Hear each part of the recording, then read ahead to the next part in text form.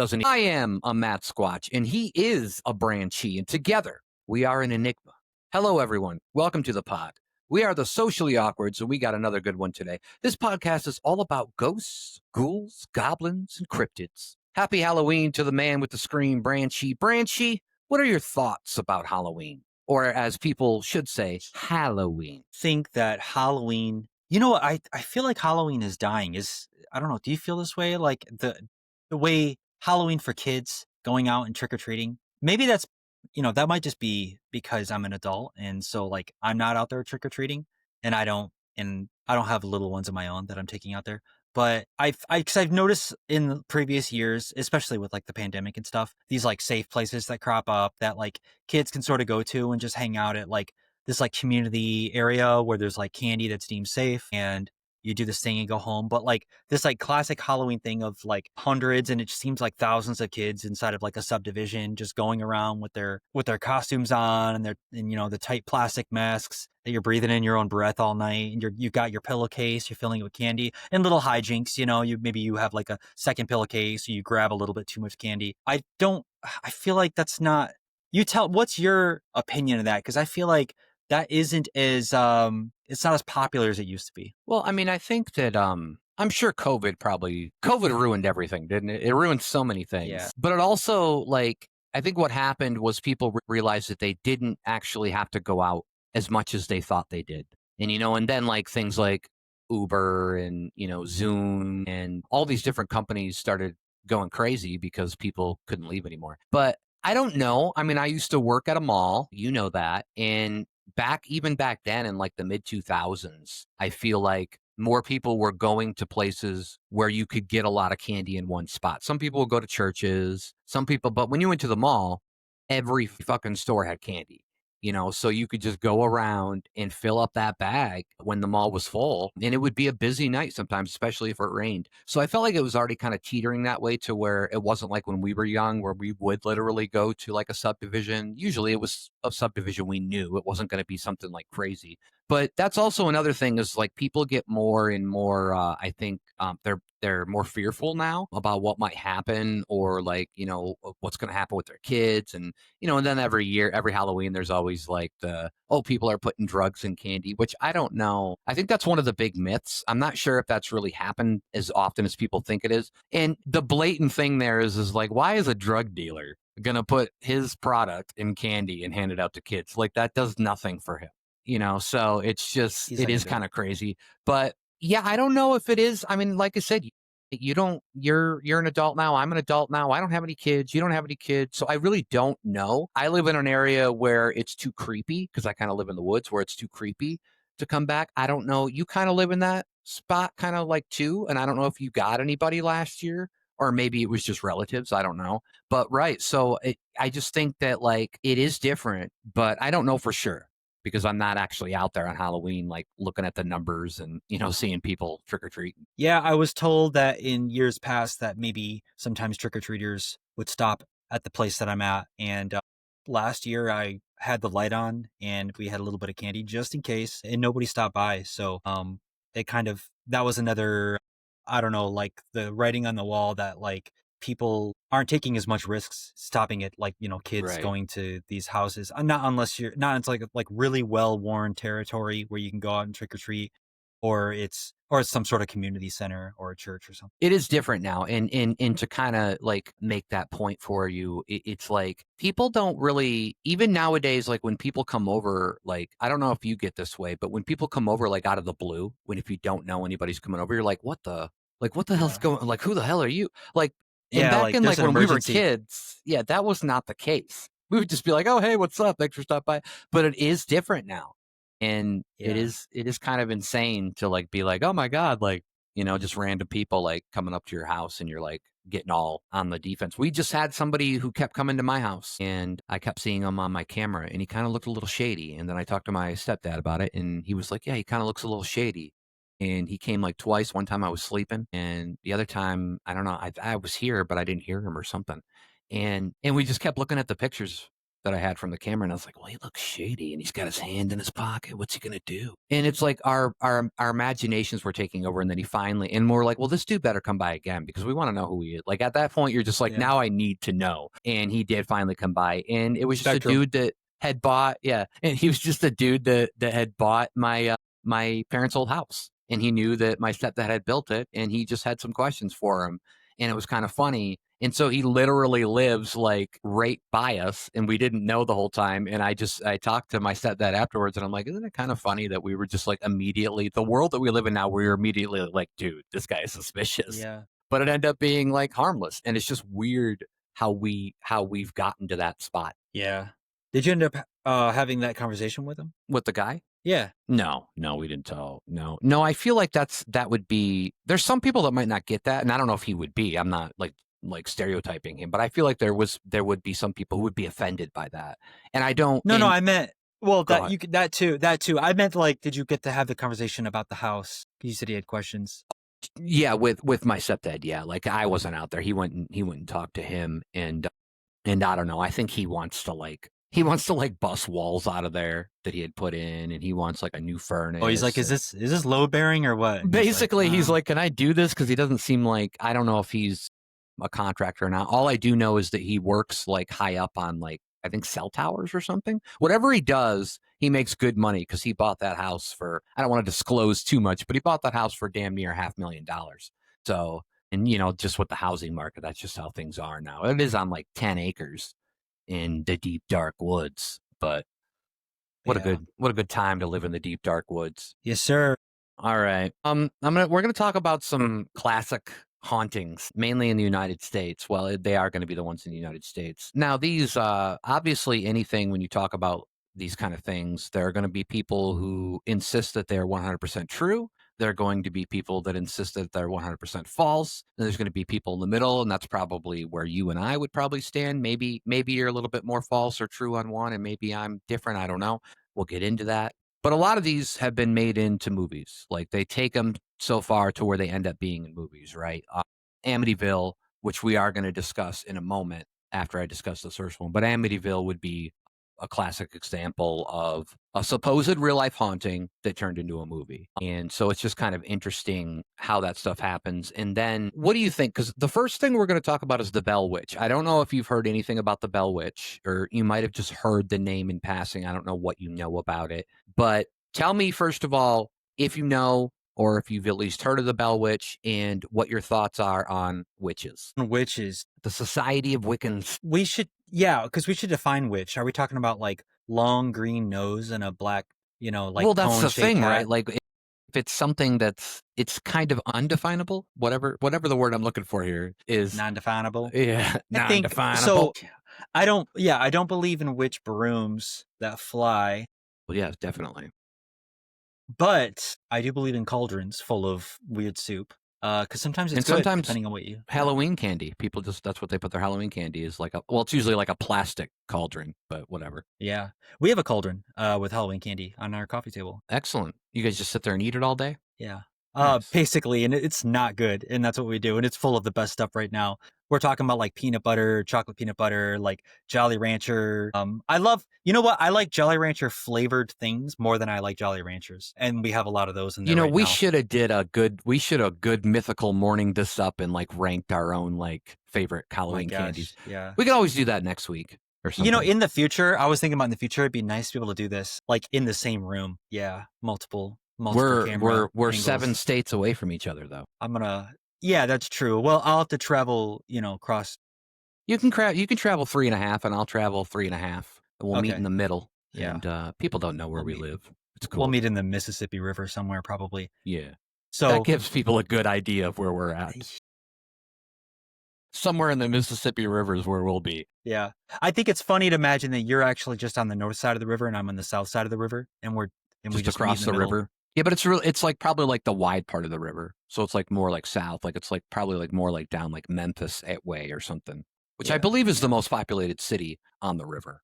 Well, not on the river, because that'd be weird if everybody lived on the water. Yeah. Which is what we'll get into that another time with words, because I hate when people say they live on the water. We live on the water. I'm like, really? Yeah. Like, what do you do? You're aquatic, you know? better than under it, I guess. Yeah, that's true. All right, so the witches. The witches. What What about do I the think about them? Salem witch trials? Like, do you believe? I mean, I don't. You are not a hot take. I don't believe in witches. I don't believe in witch. right, right. I don't think I All don't those believe in people were witchcraft. I don't murdered and believe in burned spells. at the stake for no reason, right? I mean, that's They, what I believe. Yeah. now did they deserve it? I don't know because I can't attest to their character. But I don't think they were I witches. imagine there And was like one dude or one girl who was committing all the crimes, and they were all like cackling in the corner. They're like, "Oh, they'll blame it on the witches," you know, yeah, and then they all yeah, get in trouble. yeah. So yeah, so I feel like there's going to be a few times throughout this podcast you're going to ask me if I believe in X, and It's probably going to be no every time. it's probably going to be no every time. And I'm just going to lean into the no Do you because believe in I peanut butter and chocolate candy being very delicious? I do believe in that. Yeah, Excellent, good. We yeah, got you on one. yeah. And there's yeah All right. Have you heard of the Bell Witch? the Bell Witch. I don't think so. Tell me about it. Yeah, sorry. Like, I guess some people might like automatically hear Blair Witch when I say that, which I think is based on something, but not anything that's like that Bell Witch. knowable. Only because of the movie, I guess. The Bell Witch Now is this isn't actually. like No, go ahead. I don't want to say it. Just keep going. Okay. Um, this is a podcast. We're supposed to say anything that comes to our Oh yeah, mind. yeah. Okay, okay. Hold on. Let's rewind. Okay. Is this like a Taco Bell? With the Taco Bell Witch? Yeah. Is this related to that? It's like basically it's like a witch's curse because if you eat enough Taco Bell late at night, you will pay for it the next day on the toilet, and that's like a Well, curse. I might have to take back my previous statement regarding my disbelief in witches. yeah. Then in that case, yeah, Yeah, the Taco Bell Witch. yeah. Now, the Bell Witch is actually one of America's most famous ghost stories. It's actually very documented. It's one of the most documented ones. Like there's all these documents about it, and it goes back all the way to Tennessee in the 1800s. And the Bell family lived in Robertson County, Tennessee, and beginning around 1817. I don't know what 187 is. That's a weird year. No, That might just be 187. yeah. Yeah. Yeah, it's also I believe it stands for murder, right? As a cop code, Evan. Yeah. They experienced strange phenomena on their farm. John Bell claimed to see a mysterious creature on his farm, and he shot at it, and then the creature retreated. Now, John Bell was the family patriarch, first encountered odd animals on his property and heard unexplained knocking sounds, which escalated into a violent haunting. That just seems like the first, what do they call that? Ding, ding, dong, and ditch. That's probably what that was. It was just like a first person to ever do that. And he's like, what's that knocking? And then they had this thing called the entity, allegedly tormented the family for years with a particular focus on John Bell. It really did not like him. So I don't know. Maybe John Bell did some bad shit. Who knows? And it also focuses energy on his daughter, Betsy Bell, physically attacking them, speaking aloud, and disrupting the household. The witch claimed to be the spirit of Kate Batts, a neighbor who had a land dispute with John Bell, though it gave conflicting stories about its identity. So the witch was talking to people. And then John Bell actually died under mysterious circumstances in 1820.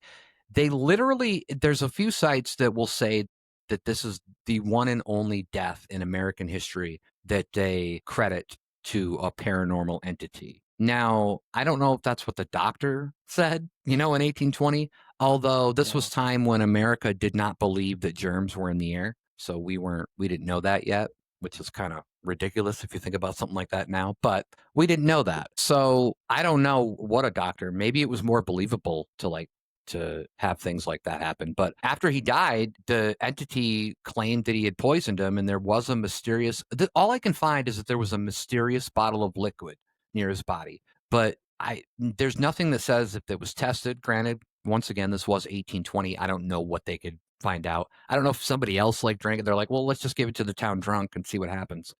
So I don't know, but they say that there was a mysterious bottle of liquid that was found near his body, and that's how he died. Then the haunting ended around 1821, though the spirit promised to return in 7 years. So this is already getting like a movie take here, which some family members reported it did briefly. I don't know if it was just like, hey, remember, and then left again. Yeah. And then this one's kind of big. President Andrew Jackson, I don't think he was the president at the time, allegedly visited the Bell farm to investigate the phenomena, because that's what ex-presidents do. Or maybe Yeah. he was the president at the time. I don't know.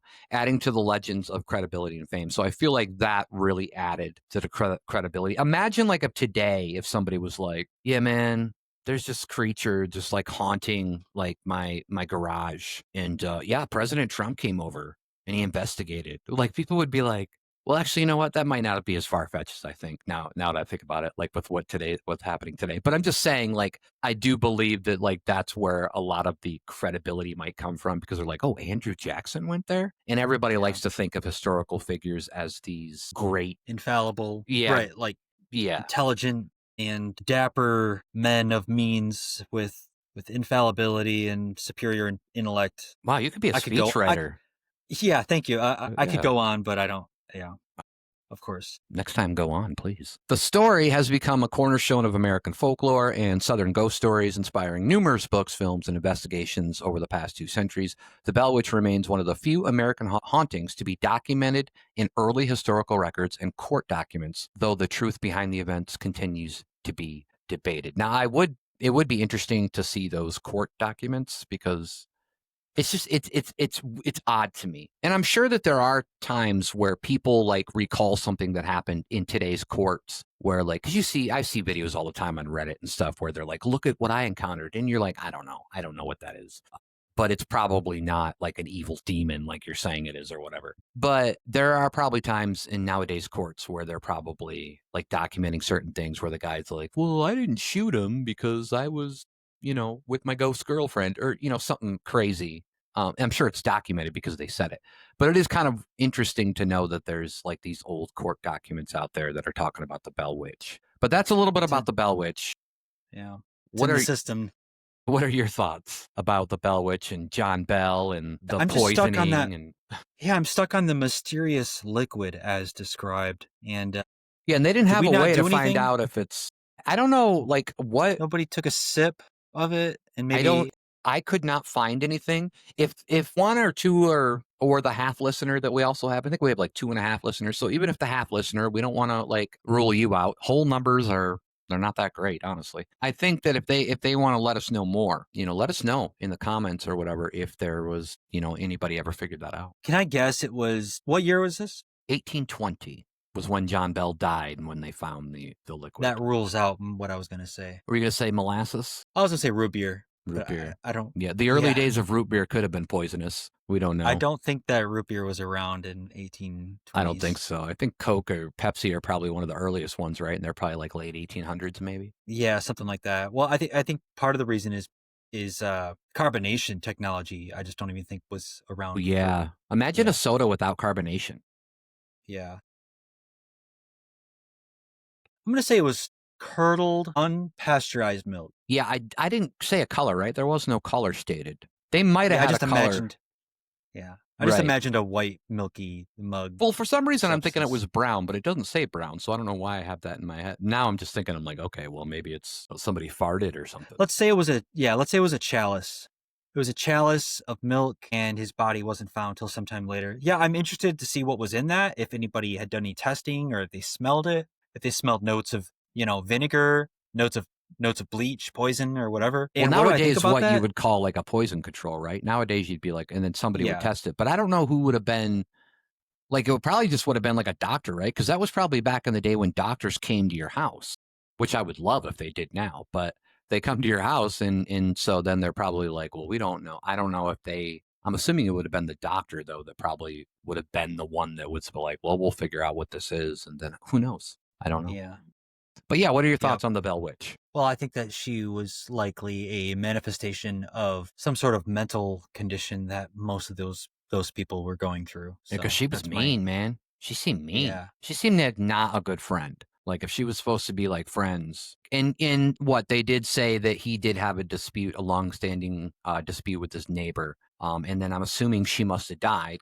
Kate Batts, spelled with two T's, and so and they're conflicting stories, but that's what the witch said her identity was. And so I'm like, I don't know enough about witches. It's like, well, are witches just taking over her body, like, or maybe is her essence or soul or whatever taking over like a witch? I don't know. It's very. yeah. I just didn't watch enough witch movies to know like the whole. the whole. And what was the witch's purpose for haunting the family? Was it just to make their lives? Besides the fact that they said that it could have been his neighbor where they had disputes, I don't know. So I guess maybe that's more of a motive, like like okay, it took over the neighbor's essence was in there, or maybe the neighbor ended up cursing. I don't know, but it's wasn't a friendly witch. I don't know. I don't know. Back in the day in the 1820, like you think about, and we're gonna get off on a little tangent here, but you think about like before television and certain things were invented, radio and stuff, and it's like, my gosh, like we're so used to television, internet, radio, or it's so many more things, video games. But back then, like it must have been like, what do you do? Like you read like the few books that are out there, and even then, I'm imagine they're expensive to print. So I don't know. Yeah, It's just it's really interesting. So I feel like you might get like more angry. Like I feel like when television was invented, it stopped a lot of people from just being like angry all the time. They were like, "Oh, I can just watch this." yeah. Okay, I think it did good at the beginning. But yeah. And now we're more angry because of Yeah. the Yeah. Yeah, well, actually I think we're probably more angry because of the internet, because of social media. Even though people can watch YouTube and other things and podcasts on TVs now, so I guess it doesn't yeah. matter.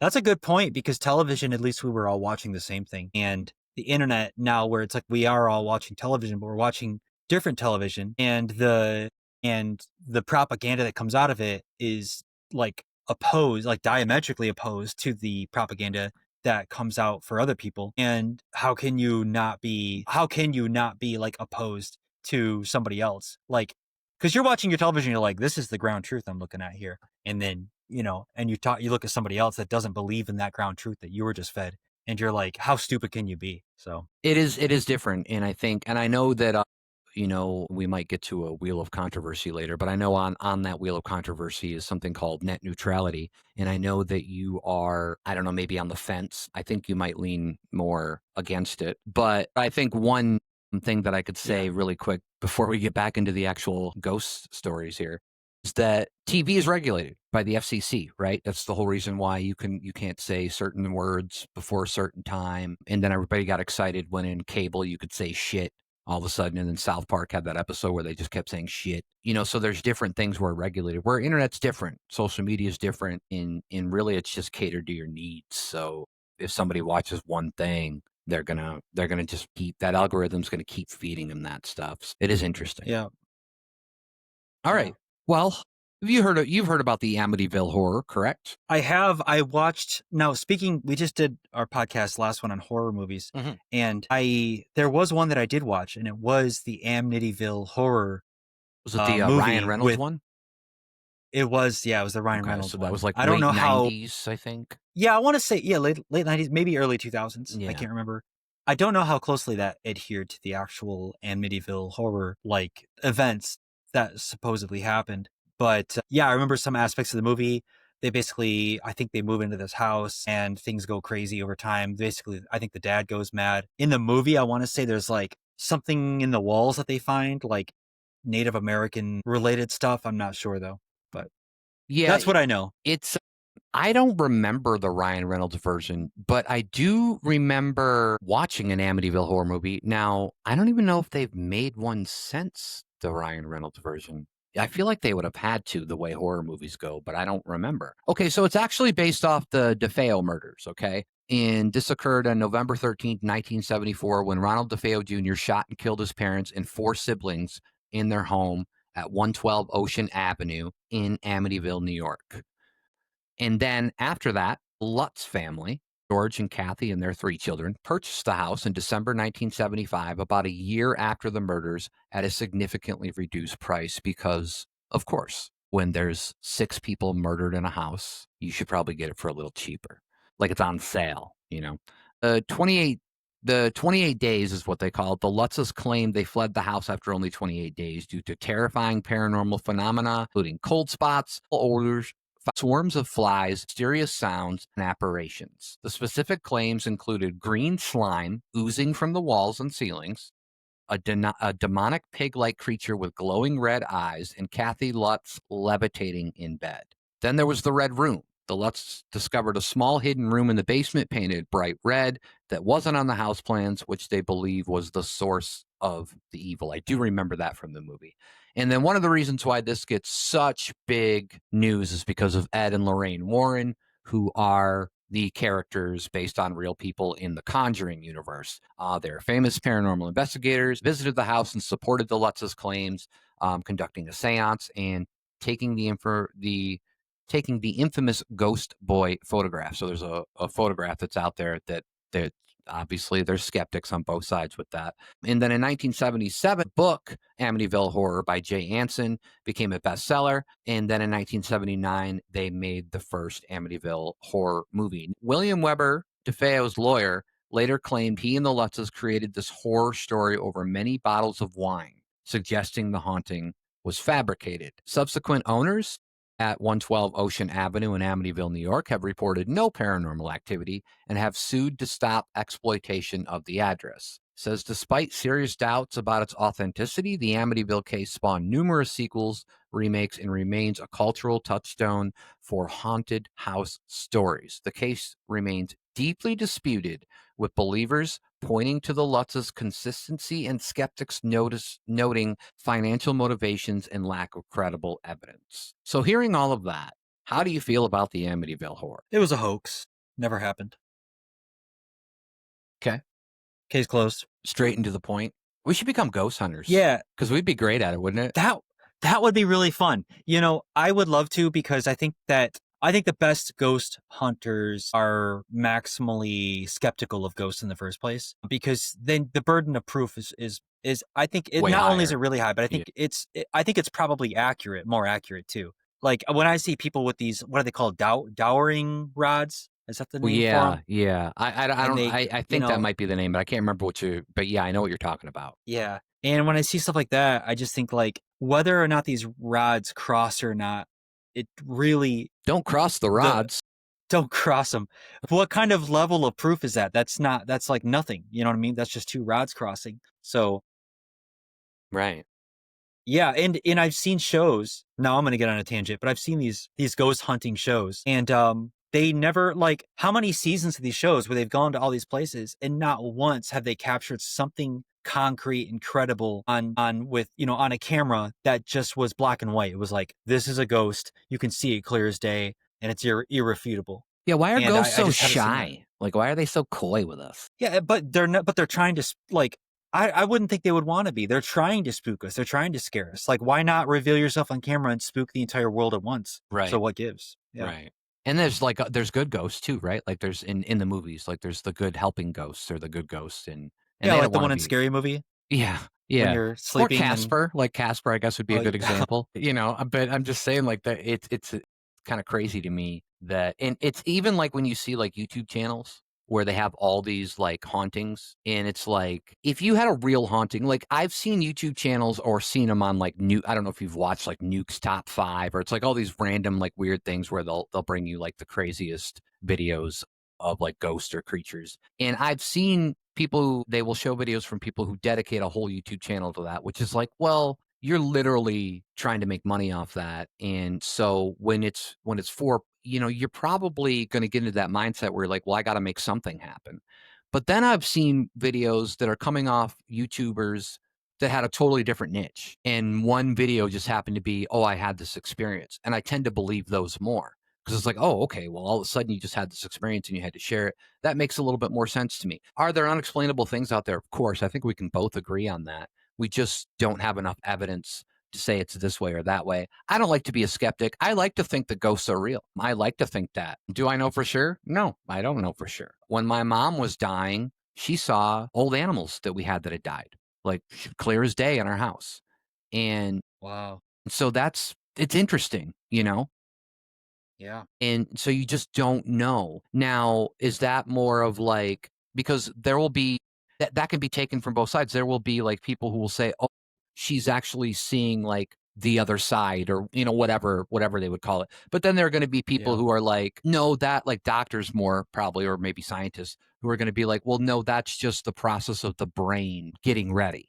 or whatever it is. So they're kind of manifesting those images or whatever it is. So even that, you have both sides of the equation. So it is really interesting. I would actually love it if ghosts were real. Would you like it or not like it if ghosts were real? I wouldn't mind it. If ghosts were real, I wouldn't mind it. I mean, I not would like the evil, crazy ones, but I feel like they're not I all would going to be like that way. yeah, and I would like to know that ghosts are the spirits, are the represent some form of afterlife of things that were once alive, Right. people or animals. I think that'd be cool because what I don't like about ghosts is yet they almost are universally negative in nature in terms of the experiences that people seem to report with them. And I would like to have, if I become a ghost, if I die and I'm a ghost, I'm like, my sole mission in life isn't to spook everybody that I can be in contact with. So I think I would want to communicate with them. Maybe that's what communication looks like, is just all you Right. have They're is, just trying to actually be yeah, nice, but it ends up being like, you freak out. I don't know. And then there's the whole thing where they talk about like ghosts are actually in limbo, like or there's something purgatory, limbo. unfinished or Yeah. yeah, purgatory, whatever it is. And if that's the case, what I love to see some of my relatives that have passed on, of course. Like I don't see why most people would probably say yeah. But yeah, it's really I don't know. It's one of those things where you just don't know enough.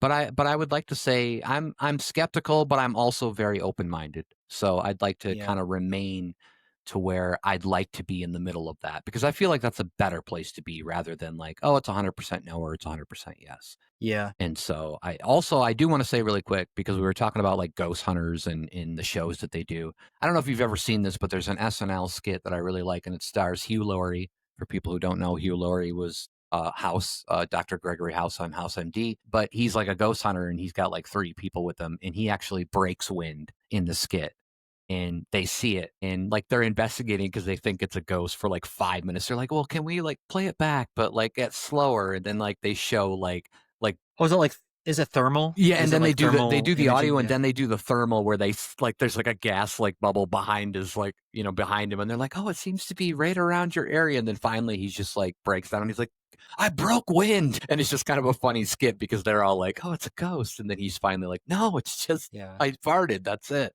So just That's great. for anybody out there that wants to check it out, it's a funny little SNL skit from back in the day. All right, so that's. I just wanted to bring up those two ghost stories because those are probably two of the most famous ones, the Bell Witch and the Amityville Horror. I guess another question would be is because this is the Amityville Horror is based off a brutal murder, and I'm not 100% sure what happened to Ronald DeFeo. I'm assuming it doesn't sound like it was like a homicide or a suicide homicide type thing where he killed himself. But I'm sure obviously he got in trouble and went to prison and he's probably gone now, I'm assuming. I feel like that's a death row type situation right there. But do you believe there are things where people will pass old battlegrounds from like the Civil War and they'll see things or like just general landmarks or buildings that have been around for like 100 years or more where certain bad things have happened, murders or something.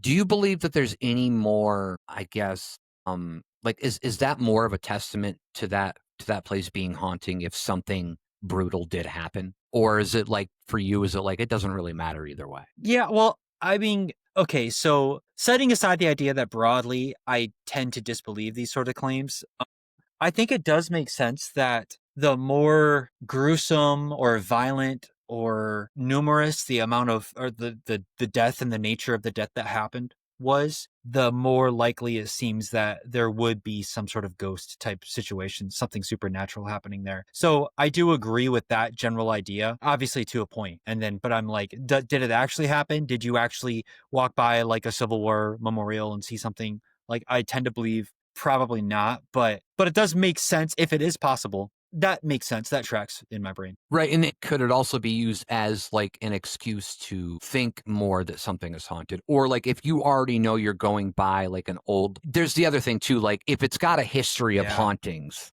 is it if you're leaning towards believing in that stuff, are you going to be more swayed because it has a history of people saying it's haunted? Yeah. Oh man, I would love so much to have, they should make a show out of this. Like, what is it called? Unwilling, Unknown Haunting or something like that. That's a workshop title. We Okay, can unknown workshop it. haunting? The idea is that you give people a free like Airbnb stay somewhere, but you somehow spruce it up as that it's part of a documentary with like you're giving away free things. I don't know like how you would package it. But what you do is you actually set up an unknowing person into a place that's heavily known to be haunted. And then you interview them afterwards about how it went, under the guise of whatever you're filming for whatever reason it is. And you see if there's any higher, like, it'd be like having a control in an experiment, you know what I mean? And see if Right. there's any higher reportings of anything supernatural. I think this would be a great idea. And this is what we should do to like You're put pitching the it, nail in man, the and I'm coffin. loving it. Yeah, I'm pitching it right now. If anybody's out there, give me a producer credit and run with it, please. Yeah. That's what they should do, and I'd love to see that. I do like that idea. The only problem is I feel like if it's an Airbnb or something, I feel like everybody now with internet is they're going to Google that address, right? Or something. So how do you Yeah. get them to like not look up like where they're staying? Like, You switch it at the last moment because of there was an issue with the place you're playing or you're staying at. So we're just gonna swap you over to the sister place that we also have. do you give them It's internet while they're there? Or do you maybe take that away? maybe package it up as a rustic experience. Okay. Ooh, that's good. Maybe That's a good. period, like a period, like a 19... What do they call that when you want to take like a break from all like social media? I've heard it called like a dopamine detox. Okay, so maybe they could do something like that. Yeah, like a dopamine detox, detox from, or like maybe an experiment. Oh man, yeah, like a study, like we're doing a study on unplugging from modern life, and so we want to hear about how it went. We're getting into the thick of it now. Okay. What's funny is that they're going to stay at these places and afterwards they're going to be primed afterwards to say, oh man, I felt so great. I feel so recharged right now because I wasn't on my phone for that entire week, or the 3 days or whatever. Right. And they're going to want to play into the detox of social media narrative on not knowing that they just stayed in like one of the most haunted places in the county. And what if they see things though? Like, so are you taking their phone entirely away? Because if they see things, they might want to take their phone away. capture an image. Pay them for it. Maybe like pay them for it, because they're part of a documentary and Okay. you're like, hey, we'll pay you a I don't know, like what, $5,000 for the weekend, for like to put up a family in a house. We're doing a social media detox, modern life detox, putting them in there. We take away your phones. So, and this isn't too extreme. I think that some families would kind of be like, this is kind of a cool thing. Like, what do us and the kids, we go to this place. It's a nice house. It's in a new area. They're paying us like $5,000 just to have a getaway, food and everything included, and we don't have access to the internet. We can't see, like, no TV. We just kind of live how people used to live. I like it. I feel like Yeah. out of the 2.5 people that listen to this, one might steal it and they might not put your name on it at all. We'll find you. We'll find you. Well, don't do that. Yeah, don't do that. But if you do it, well, send me an email because I want to watch it. Yeah, it would be an interesting thing. And the crazy thing is there's so much stuff on television that we don't even know if there's something that might be already like that on television. We just don't know. Like, there's so much content out there now That's that, true. like, you could just make a YouTube channel doing that. You don't even have to make a TV show anymore. Like, that's the great thing about the kind of the world we live in now. But yeah, it's just interesting because I want to do that too, but I actually want to like do a fake haunt. I want to do like the opposite, like make up some fake history about a place or something, which would be hard to do, but you might be able to do it. And say that it's really haunted and then have the people go there and then just freak them the fuck out with their really haunting. And then at the end be like, yeah, dude, that was all just fake. But Yep. I like to, you seem like you want to give people a happy ending. And no, I don't mean that in like a Chinese massage parlor way, but I would be like, no, I want to give them like a somber, like a bad, like, man, you guys are fucked up. We were doing that to you the whole time. But yeah, it would be fun. That'd be good. Yeah. Yeah. All right. Well, we're going to talk about some cryptids in a moment. But first, do you know what time it is? I do. It's time for our fake sponsor. Oh, it is time. It's time for our fake sponsors. This episode of our podcast is fake sponsored by the squirrel that lives in my backyard. Hey, squirrel, put down that gun and we can talk this out. How would you like to be a sponsor for our podcast? Fine. You can have my bag of nuts too. The squirrel that lives in my backyard, stalking me since Thursday. We are also fake sponsored by the squirrel that lives in my front yard. Hey, squirrel, why are you covered in armor? And why do you have a grenade launcher? Are we going to have a problem? Fine. You can be a sponsor too. The squirrel that lives in my front yard, conspiring with the squirrel that lives in my backyard since Thursday. I just want to say that I think I have a squirrel problem. Just throwing that out there. But yeah. By the way, their names are Earl and Pearl Squirrel. Turns out they are married and very hostile. Also, they have taken over my property, and I'm pretty sure they know all my passwords. So I'm a little freaked out. Anyways, you got a squirrel problem at all? You got any problems with squirrels with guns and Uzis over there? I don't know where they're getting all their weapons from, man. No, I think my squirrels are like wearing diapers and Oh, you got some geriatric squirrels going on? yeah, I got some geriatric, and what's the opposite of geriatric? I guess infant. I don't know. Yeah, infantile. Infantile squirrels, baby Yeah, squirrels, little so baby squirrels. yeah, I got little baby diaper wearing squirrels, I got and you. Why are they wearing diapers when they're in nature? well, because they're advanced in their ways of, I don't know. I'm not sure, but Yeah, they're wearing them. that's cool. It'd Yeah. be a great picture, squirrel with a diaper. Yeah, Like a these photo? yeah. Yeah. Okay. Yeah. Yeah, I'll grab one. Get a I'll grab photo one. of that and, I'm sure it won't say like or maybe a video that I'm sure won't say Sora or anything, but we'll Okay, see. we'll put it in post. You'll see it. Yeah. Yeah.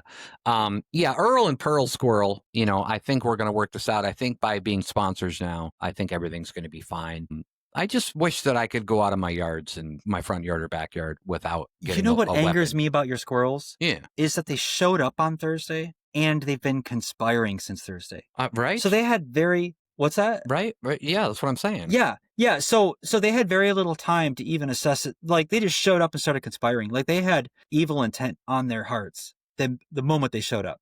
They didn't even give you a chance. And that's the problem with today's squirrels today is that they don't. Yeah, I give like you- that because I agree with you, but I wanted to bring something positive out of this. And the biggest positive I could bring out of it was like they came to me with their weapons drawn, wanting to be sponsors. And you know what that means, Brandon? That means that they are listening.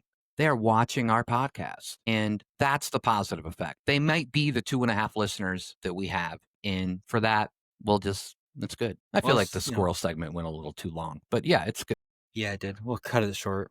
All right. All right. We are going to play something called, we're going to do a bracket fight, which if for people don't know is, I'm excited. it's where we, in this case, we are going to take movie creatures and villains, certain ones that I've made.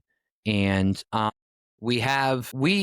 Brandon and I have kind of a cheat sheet of what these monsters from movies, their abilities are. And so we're going to kind of be using that to kind of determine who makes it through each of one of these rounds in our bracket fight. So that's pretty self-explanatory. Brandon, do you have any questions at all? No, I don't. I'm just excited to dig into it.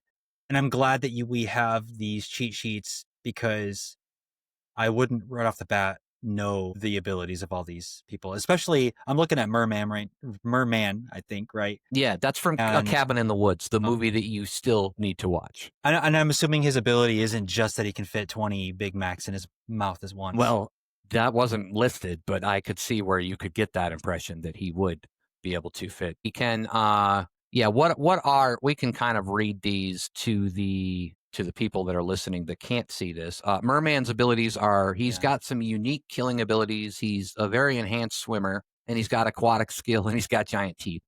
As far as strength and abilities go, he's probably one of the weakest guys on here. And I pinned him with, Godzilla. And, when you look at Godzilla, he's got quite the array of abilities. And so I don't know about you. I think that how we're going to do this is I'm going to say what I think, and then you're going to say what you think. And then if we have a tie where one of us thinks one or the other, I don't know. We'll have to work that out somehow. Maybe we could ask Producer Doofer. Is Producer Doofer in? Hold on. I'm just getting something in my ear here. Producer Doofer? Yeah. Producer Doofer is on a nap break, but I'm sure he'll be back at some point. So, by the way, I love that his name is Doofer. It just works out. So I'm going to say that obviously Godzilla is going to take out Merman. I don't think it's going to be much of a fight at all. How about you? Yeah, I mean, are we rating them on who wins in a fight? Is that what it is? Yes, in a battle, yeah. I was going to say to the death, but you're going to get, when you start looking at some of these abilities in this chart here, you're going to see that a lot of them have immortality, and it's kind of hard to kill somebody when they have immortality. I see.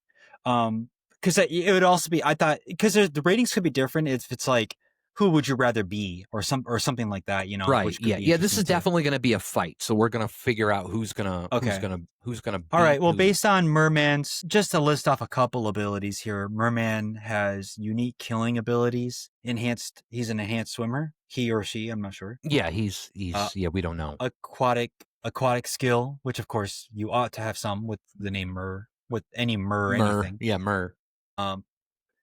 And giant teeth, which are, I don't know, You can that might not clearly even be a see, good yeah. ability. Like, yeah. Well, it's a good if you want to eat For, 20, like, if you want to beavering. fit 20 cheeseburgers in your mouth, like you said, but I don't know. Yeah, exactly. But Yeah. against Godzilla, Yeah. So I'm going to go with what you said, Godzilla. The list of things are way too long. He basically almost has every single cool ability. he's pretty powerful in himself. Yeah. Yeah. So I'm going to go with Godzilla as All right. well. So we've got Godzilla going in.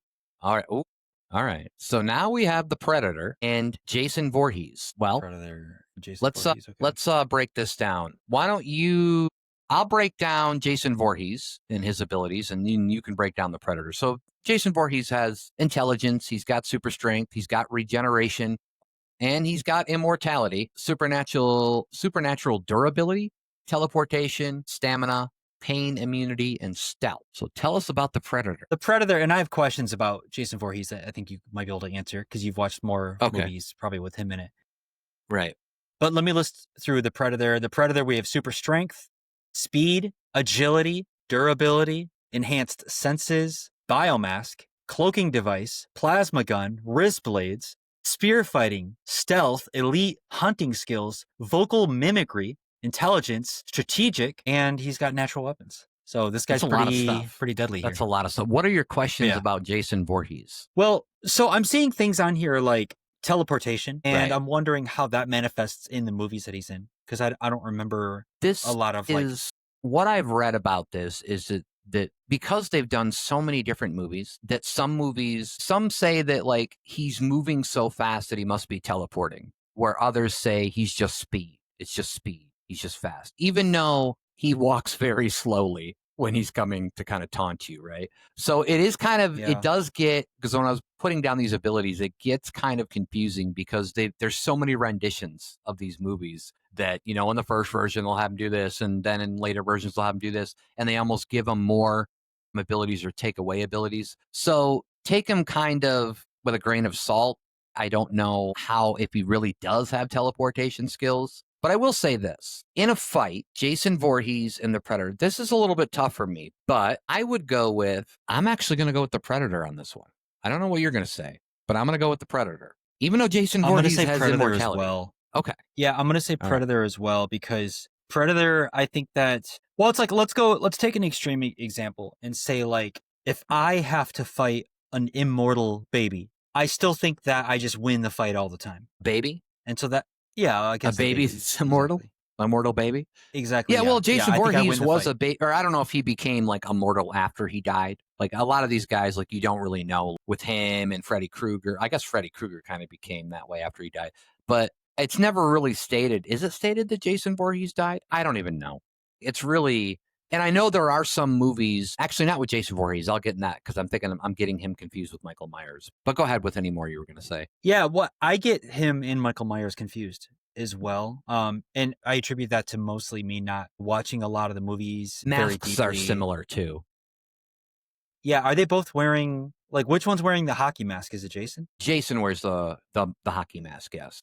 Was the hockey mask associated with this sort of like killer identity before Jason wore it? I don't know, but I would, off the top of my head, if I had to guess, I would say no. I would say that he kind of brought that, like it was like the first thing that he grabbed after, like in one of the movies, I do remember him looking at his face in the mirror and not liking it, and he found a hockey mask and put it on.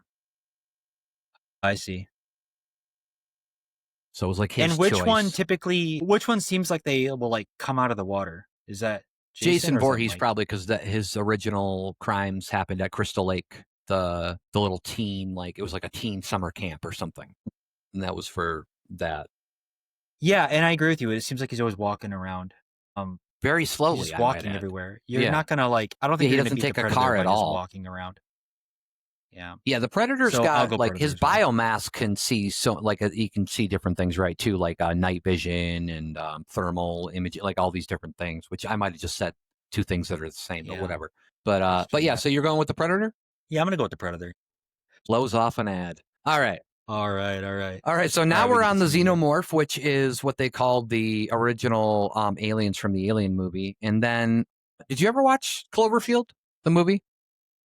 I watched parts of it. I haven't seen it all the way through. Okay, so that's the giant monster that's it's kind of like America's version of like Godzilla at that time. Yeah.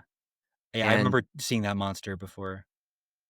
yeah, he's pretty crazy. Let's talk about the Cloverfield monster, and then I will let you talk about the Xenomorph. The Cloverfield monster has super strength. He has endurance. He's fire resistant, which is pretty cool, I guess. Very durable skin. He's got incredible leaping power.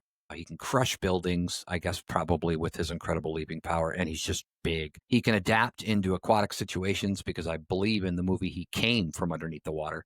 And then he has a very powerful tail, and he can literally generate earthquakes by just jumping and hitting the ground. Okay. And what do you got That's a for the lot of Xenomorph? cool stuff. Yeah, he's got some cool stuff there. And he's just, his sheer Yeah. size is huge. But go ahead. Yeah. All right. The Xenomorph. Morph, if I Yeah. say it right. Morph and Mindy. He's got super. Yeah. Yeah. Morph. I don't know what that. Oh, sorry. It was reference. Mork and Mindy with Robin Williams, the show back in the day, That's where right. he was the alien. Go ahead. Super strength, super speed, agility, durability, inner mouth, which is an interesting thing we could talk about. Yeah. Wall crawling, spiked tail, acidic blood, resin secretion, intelligence, adaptability, and surviving in harsh conditions. So resin secretion and inner mouth kind of they sound a little innuendo-ish, but what do you think about the Xenomorph abilities? Well, I think, okay, so obviously, I don't know if you've seen Predator versus Alien, but I've watched both Predator versus Alien movies. And just like when they did the Freddy versus Jason movie, which, we're going to get into Freddy Krueger here at some point too, they don't really let anybody win. Right, like it feels like it's a draw because they want to just keep going and going. The Xenomorph, now in one of those movies, there's actually an alien queen who's way bigger than the Xenomorphs. Cloverfield monster is just so huge, but does that give him an advantage? Especially if if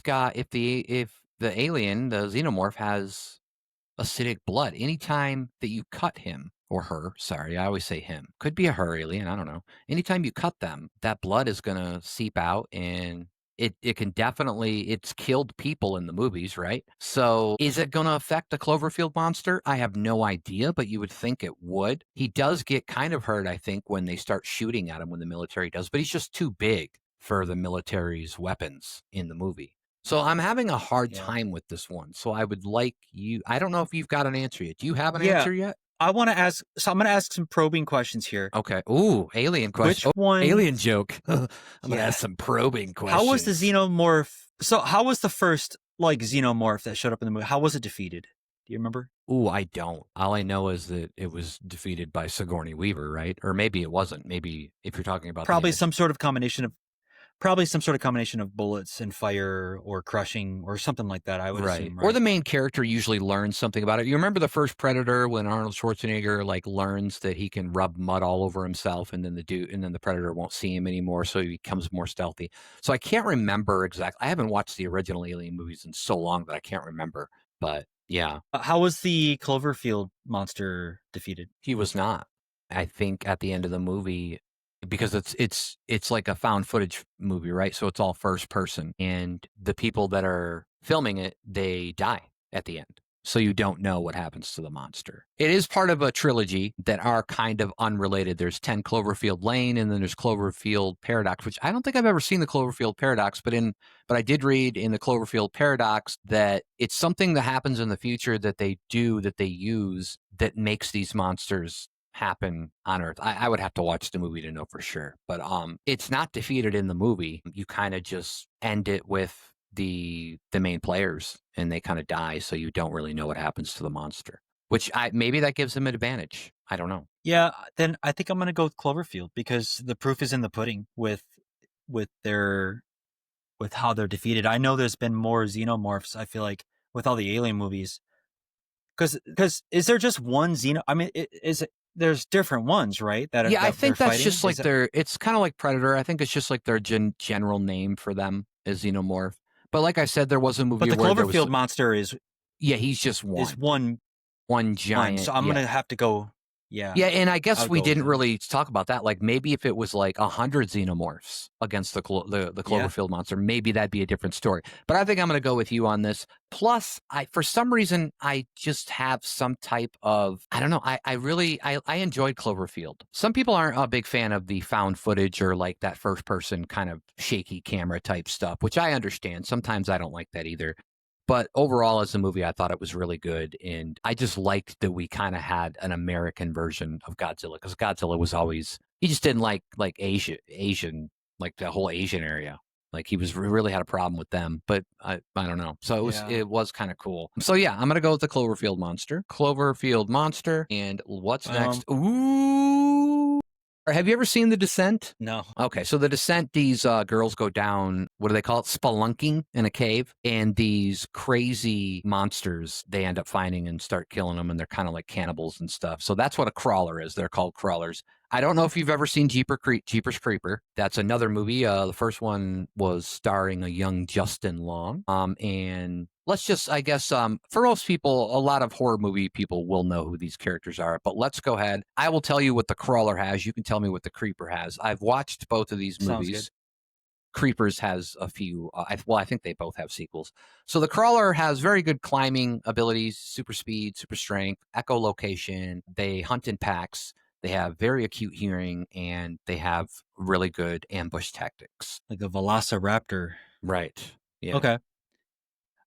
So with the creeper, here's what we have: super strength. I get like the super strength, speed, like right off the bat. Well, I guess most of these are gonna have that, aren't they? They A are lot of there. them. Yeah, it's Okay. like doing Yeah. a list of superheroes. You know how many superheroes would have like damn near the Yeah. same things? They'd have so many things. Guess what? They're strong. Right, right. Super strength, super speed, durability, regeneration, flight. That's a big one. Mm-hmm. Enhanced senses, weapon creation. I like that. Yeah, he can create some crazy weapons. Acrobatic abilities, anatomical knowledge. Now that is one that I bet no other one is gonna really have listed. No. That sounds interesting. And and they know all the right buttons to push if they want to push them too. So don't leave that off the table. Right. And they have stealth. Yeah, and just to kind of, just because you haven't seen the movies, the anatomical knowledge is very important because how the creeper regenerates is if somebody like sticks a sword through his eye, he would eat somebody else's eye, and that's how he'd regenerate. So he'd have to eat the specific body part that he want to regenerate. And so he knows where all the body parts are. Look, the crawler's a kind of cool looking thing, but I mean, as soon as we say that the creeper has flight. Now, I will say this. I think one thing we're not thinking about is environment, right?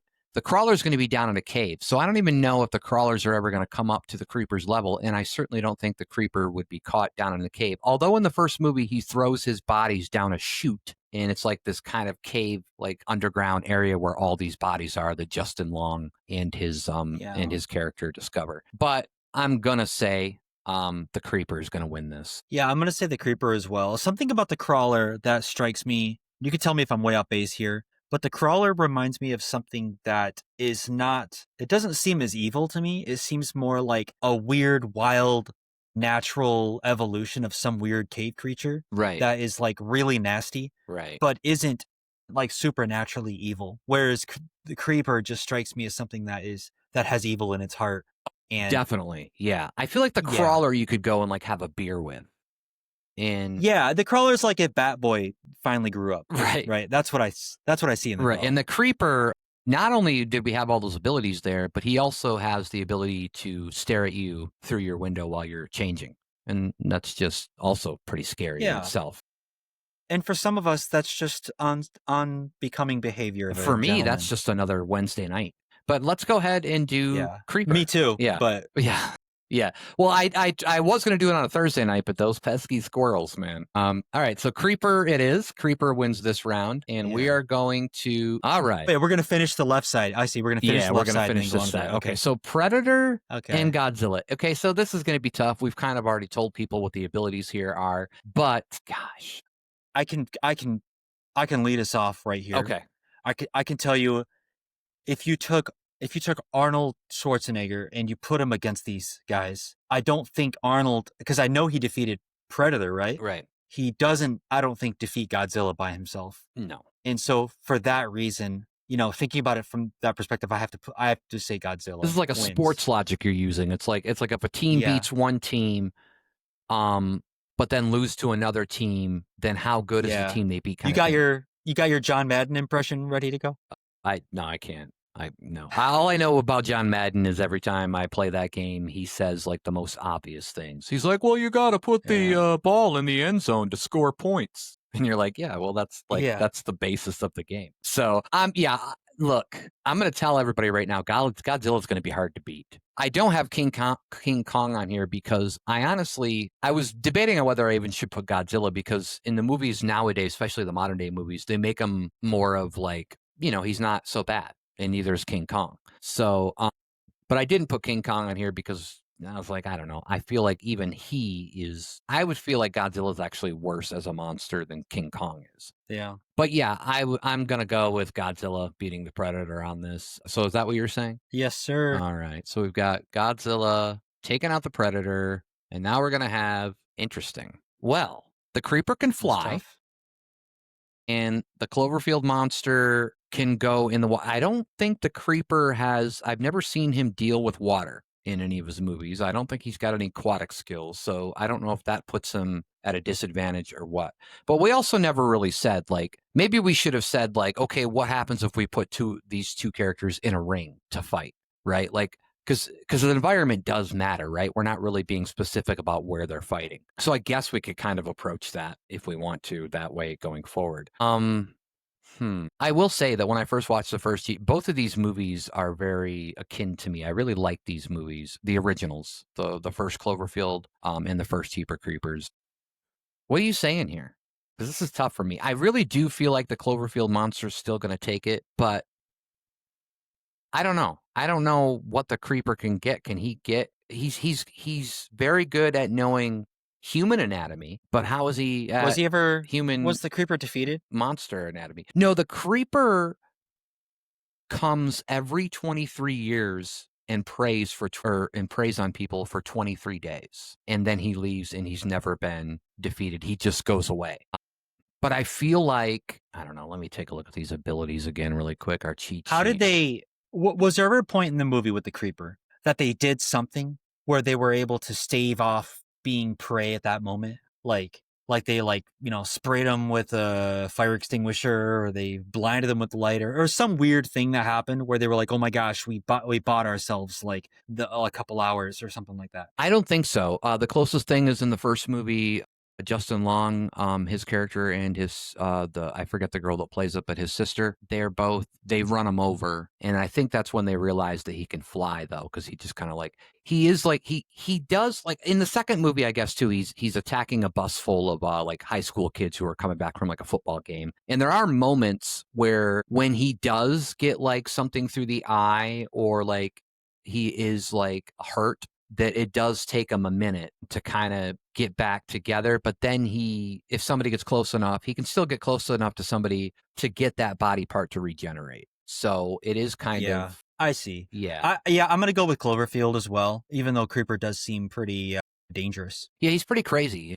And let's not forget about the window peeping, because that's big. Wednesday night. Yeah, Wednesday night. If you guys want to come over, there's always a show on Wednesday night. All right.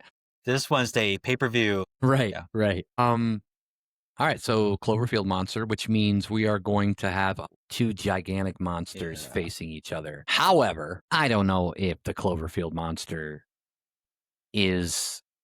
Did we ever read, or did we ever actually talk about Godzilla's abilities? So nuclear pulse, atomic breath, intelligence, telepathy, durability, energy absorption, light, regeneration. I forgot that he could fly. Super strength, physical abilities, absorption, hearing, laser vision, magnetism, atomic rays, symbiosis, spiral heat ray. Well, first of all, atomic breath, nuclear pulse, which feels like he could just take out anybody. Yeah, I feel like that's just, it's too OP.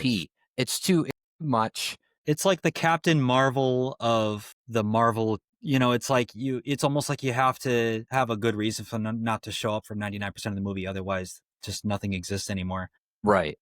And so It was Yeah. strange to me when they made Godzilla versus King Kong, because I was like, I don't know, this seems like a easy fight. yeah, like But they a make it monkey so versus yeah. yeah. Yeah, some kind of dinosaur lizard that can spew fire and all kinds of weird shit. I don't know where you're Yeah. going with this. I have a feeling I know where you're going with this, but Godzilla's going to win this for me. Yeah, it's going to be Godzilla as well. Honorable mention to Cloverfield, but I mean, if the Cloverfield monster can't even do good enough to make a name for himself, then unfortunately we got to give it to Godzilla. Yeah. Yeah, I've heard that some people say his name is Clover, but I don't know for sure.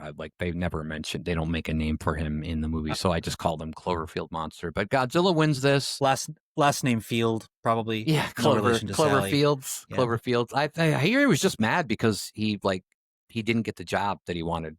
The interview went well and it didn't work out. All right. He'll find his break. Yeah. Yeah, I'm sure he will. I think. Yeah. Okay. Pennywise versus okay. the Leprechaun. All right. So I am going to, let me tell you what, I'll give you Pennywise in this, and Pennywise I think has the most abilities of anybody, but the Leprechaun has super strength, teleportation, invisibility, shape-shifting. He's really good at magic. He can regenerate. He's got telekinesis. He's a really good trickster, and he's got super speed. Tell us about Pennywise from It. Right. So yeah, we have Little Green, David Blaine, and we have, and not too dissimilar, Pennywise here. Right. Pennywise has shape-shifting, invisibility, illusion, teleportation, telepathy, immortality, which I don't know, that's a pretty big one. That is big. Regeneration, yeah. Super strength again, telekinesis, chlorokinesis, and well, hold on, let me guess. Let me actually guess on that one, because chlorokinesis, is that a water related thing? I don't know. Think of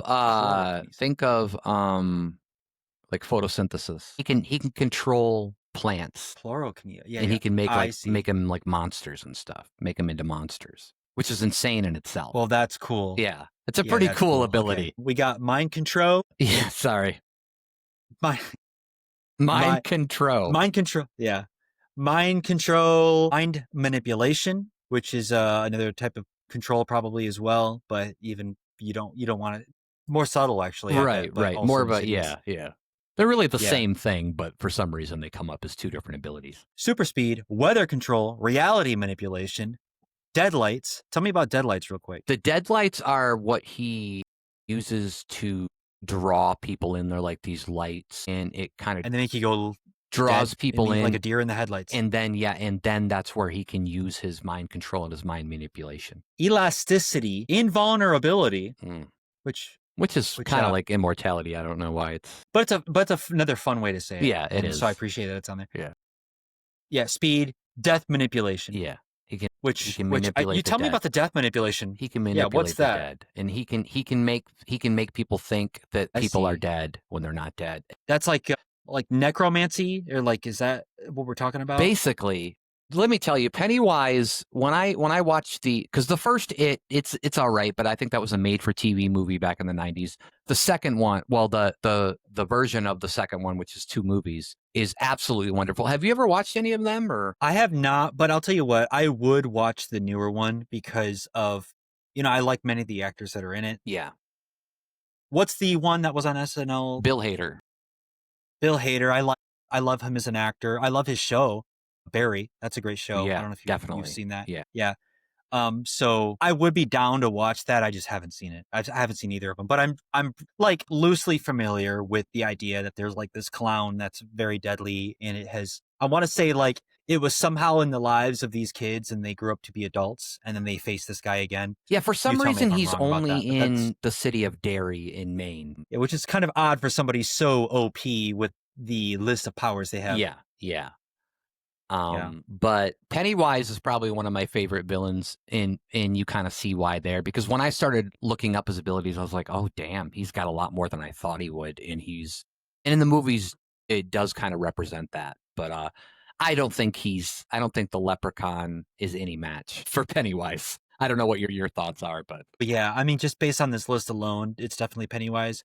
But yeah, I mean the leprechaun. Yeah, I think it goes to Pennywise. All right. So we'll go Pennywise. We got Chucky versus Leatherface. Now, Leatherface is from Texas Chainsaw Massacre. And then I'm sure most people are familiar with Chucky. But Chucky has some abilities as well that I was a little unaware of. He can transfer his soul into other objects or people. And he also has possession, which I feel like is kind of like the same thing. He can also split his own soul to make more Chucky dolls. He can create voodoo dolls of other people in it works. He's clairvoyant. He's got super strength. He's basically got the strength of a super strength human being. And then he's got endurance, intelligence, stealth, and immortality. Why don't you tell us a little bit about Leatherface, who doesn't have too many abilities? Yeah, Leatherface has super strength, brute force, durability, endurance, chainsaw mastery, and mallet proficiency. He's very. Which those last two sort of sound like He's very. Those sound like D&D right. character traits that somebody. He's selected. very proficient with a mallet. Yeah, he's got a +1 mallet. Yeah. Right. So right. This is surprising me. Initially, when this popped up, I thought for sure I was gonna go Leatherface. Yeah. But I think actually he loses based on lack of intellect over. He looks kind of slow Chucky. too. I don't think there's anything in there that says he's got speed. Yeah, it's almost like he's accidentally evil because he's just so stupid to know that he should be good and not evil. Right. Like he looks really dumb to me. And I think that's going to be a problem. Yeah, I'm going to agree with you on this and say that as little as Chucky is and as a doll he is, and I feel like you could just pick him up and throw him. But with all those things that he's got going for him, I would say Chucky's going to win this battle. All right, so you agree with me on that? Chucky, I do. Wins. I do. And now who do we have? I think we're doing good so far. All right, so I don't know if you know what any of these are. The Death Angel is from A Quiet Place. So I don't know if you've watched any of the A Quiet Place movies. I think I have seen all of the first Quiet Place movie. Okay. And I've seen Tremors, which I'm sure you're going to talk about. Okay, yeah. I wasn't sure if you knew Graboid was from Tremors, but Tremors is a classic movie, and I used to love these guys, these Graboids. I loved them. I didn't know they were really called Graboid until recently. But let's talk about, I will talk about the Death Angel, who has acute hearing from the movie, obviously, if you know that. That's why they've always got to be quiet. Impenetrable armor, a super strength, super speed, and super agility. And why don't you tell us about the Graboid? All right, the Graboid has vibration sensing, burrowing, tentacles. This is getting me juicy inside. Yeah, I almost read that with an S in it. Another testicles. S. He might have testicles too. If it's a he, I don't know. Super strength, not super strength, but just super strength. Super regular durability. Super, yeah, one of us is enough, I think, for this. Intelligence, which surprises me. I wonder when we could talk about that. Adaptability, stealth, and echolocation. Yeah, I guess his intelligence is probably based on the fact, I think that in the first movie, if I remember correctly, don't they try to blow him up with like some kind of landmine or something like that? I don't know. I can't remember exactly how it works, but then he figures out like the pattern that they're doing. So maybe that's what they mean by intelligence. But really, that almost sounds like adaptability too. I don't know. Yeah, and also intelligence when you throw it around, because I sort of have a bone to pick when people have a dog and they say he's really intelligent, and like, another great pun, by the way. That was an accident. Okay. So dogs are they're never intelligent objectively. They're never. That's irony right there. But they're never intelligent objectively as far as intelligence can happen on Earth, right? But they are intelligent for other dogs. So like the bone to pick it's not that big of a bone, but it's just that your dog's not Einstein, right? And that's the thing. So it might be like that, where the Graboid, it's not Einstein, but it's like it's intelligent really for what smart. You think it is. Maybe it's just more of that kind of thing. Like, there it is. Obviously, with the dog, there are breeds that are more intelligent than other breeds. With a Graboid, I feel like they're just all the same. I don't know. Maybe there are ones that are a little bit, smarter than others. And this one's tough for me because, well, the Graboid, I said a minute ago that really we probably should have said, hey, we're going to put them on in a ring in battle. And if that were the case, I might go Death Angel. I don't know, though. Graboids are huge, but they can burrow.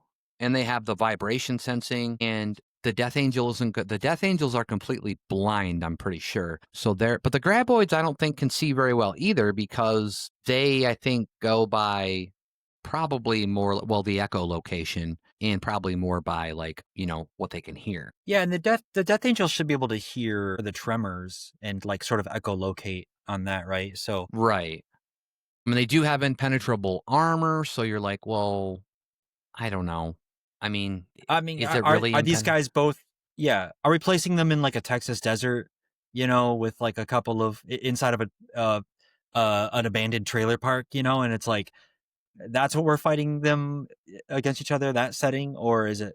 Right. I want to go with the Death Angel, but I do agree. I think with some of the things you're saying, which is that it's like, what environment are these guys really You know fighting what in? it's going to come down to me for is going to be like, which one is more evil looking? And I'll tell you right now, I do think the Death Angel, those teeth, even though the word Death Angel is kind of covering their teeth, but it's just, they look insane to me. And then the Graboid doesn't even, I imagine maybe he doesn't have teeth. Maybe he just swallows things whole. I don't know. The Graboid, I feel like I could go up and pet for some reason. I don't know why.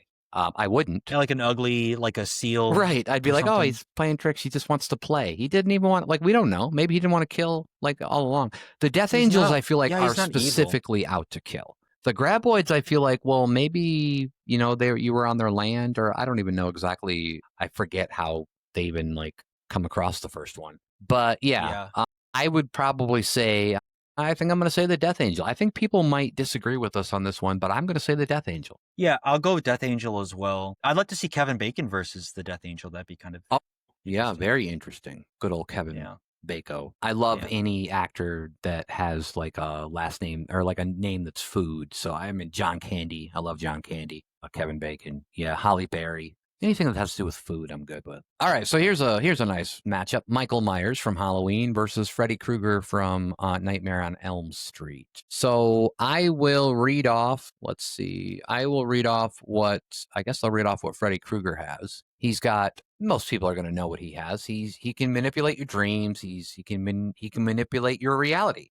He's a shapeshifter himself. He can teleport and he has telekinesis. He's can manipulate your fear. He's got super strength, regeneration, senses, very enhanced senses. And I will also say that in the real world, if you bring Freddy Krueger to the real world, some of these things become more of a vulnerability for him. Just to keep that in mind. But why don't you share what Michael Myers had? Okay.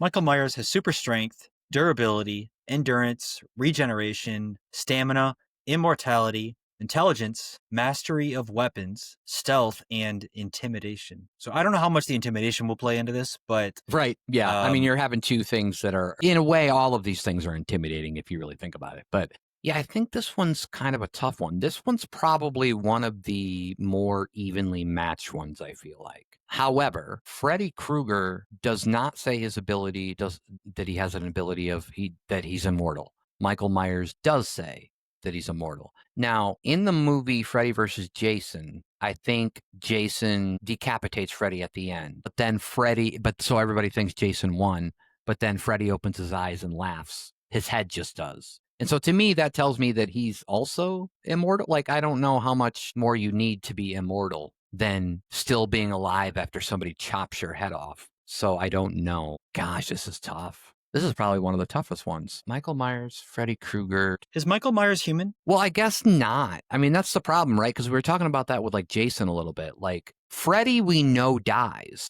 The whole point of he's I think in most of the movies he's what? Like he's like a guy that like sexually assaults like children or something. He's like the janitor at a school and then nothing's being done about it. So all the parents get together and burn it down or burn him down and he gets burned and dies. And then he comes back to haunt, the kids in their dreams. Michael Myers. The crazy thing with Michael Myers is I don't think he dies at the beginning, but he's still immortal. So he's like human but immortal. I don't know. Dude, that's the problem with this too, is like I'm not 100% sure if he's just like possessed or like what's going on with it. Now, if you get Michael Myers inside of a dream with Freddy Krueger, I feel like Freddy Krueger would live. But because I feel like that we're going to do a battle, it would be a battle in reality, I would probably give it to Michael Myers. What do you think? Yeah, I guess I would give it to Michael Myers, but I'm still concerned on So Michael Myers is for sure immortal. Like, there's nothing you can do to stop him or to Well, kill him. here's the other thing. Is I will say that this is one of those things where in the earlier movies they did make him immortal. They had one of the recent Halloweens, and this was probably like the last one they did. Jamie Lee Curtis came back and she like, I don't know, throws him into like a something that's just gonna like rip him up into pieces. I don't know if it's like some kind of garbage thing or something, and then everybody like I think celebrates that he's dead, but that doesn't mean they're not going to make another movie where he comes back, right? So there are things when I read that said that they kind of, like I said, they take liberties. In the early versions he seems very immortal. In the later versions it seems like he can be hurt or harmed, so you have to kind of just take it all together and kind of, and I feel like I said, I just feel like because Freddy Krueger is going to be like, because for this situation, he's going to be in the real world. And that's where a lot of his abilities become more vulnerable. So that's why I would say Michael Myers. I'll go Michael Myers with you. I think you're right. All right. So he's up there. Now what do we got? Oh. Yeah, okay. Well, this is, I can be pretty fast with this one. Me but too. I want to hear what you have to say. Yeah. Look, Okay. Chucky, you got some things going on for you, but looking at that list from Pennywise, you are no match for Pennywise, I don't think. Yeah, Chucky versus Pennywise. I'm going with Pennywise as well. And then now we've got Michael Myers versus the Death Angel. This is interesting. Can Michael Myers be quiet? Well, the weird thing is aren't they all kind of quiet? Because they all just kind of show up and they're like, oh.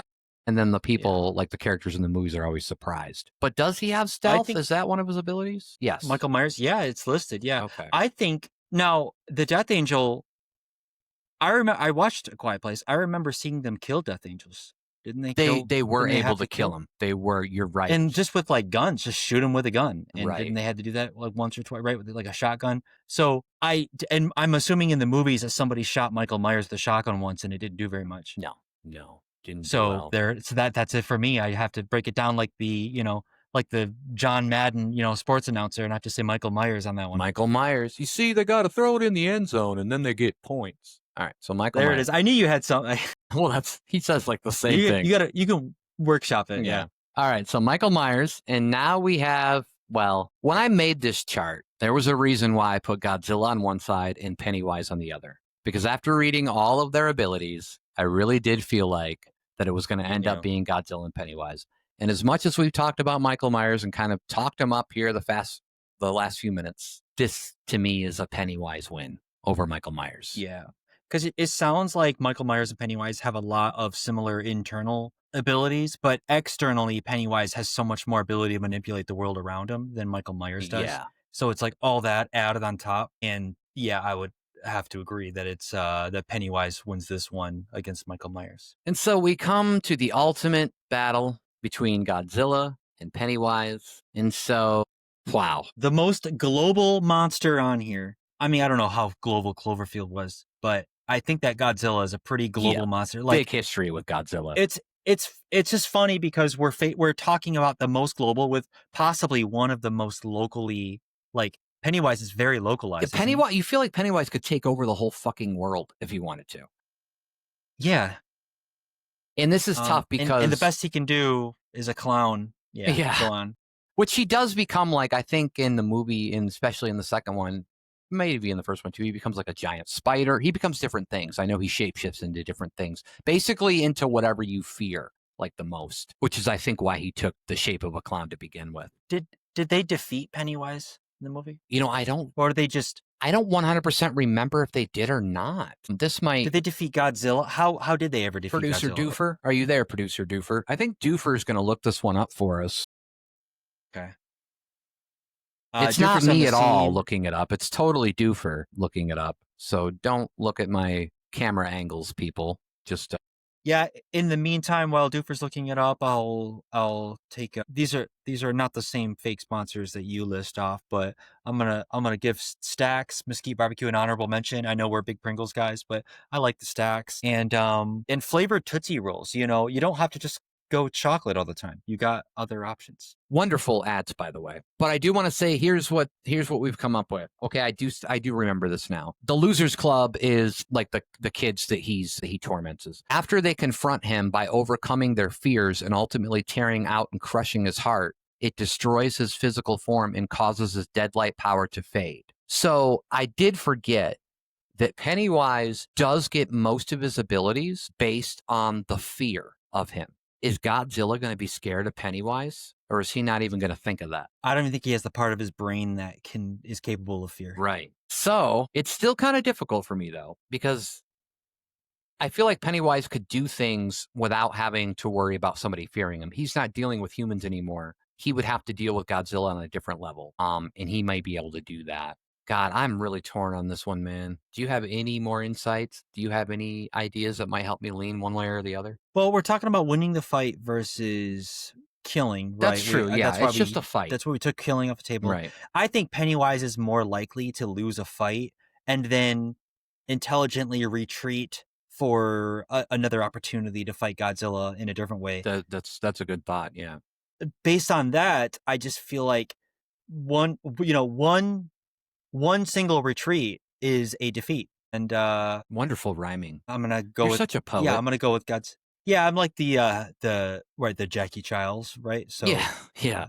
I'm gonna agree with you on this. I think Godzilla does take it, and like you said, this is just a battle, a one battle. It doesn't mean it's the whole war. They may just win the battle, and Pennywise could come back and maybe do some other things. But ultimately, in this bracket of 32 crazy movie villains, creatures, and such, Godzilla is going to take it, and he is going to win. Number one. And there's the bracket. There it is. There it is. There's the bracket. Download the image, save it, put it on t-shirts, socially awkward. Yeah, I think you can go and look up, I believe it's called Movie Creatures and Villains Death Battle. So we've created that. If other people want to play it, you can certainly go on to bracketfights.com and create that. Are we ready to talk about cryptids? Yes, sir. You enjoy a good cryptid?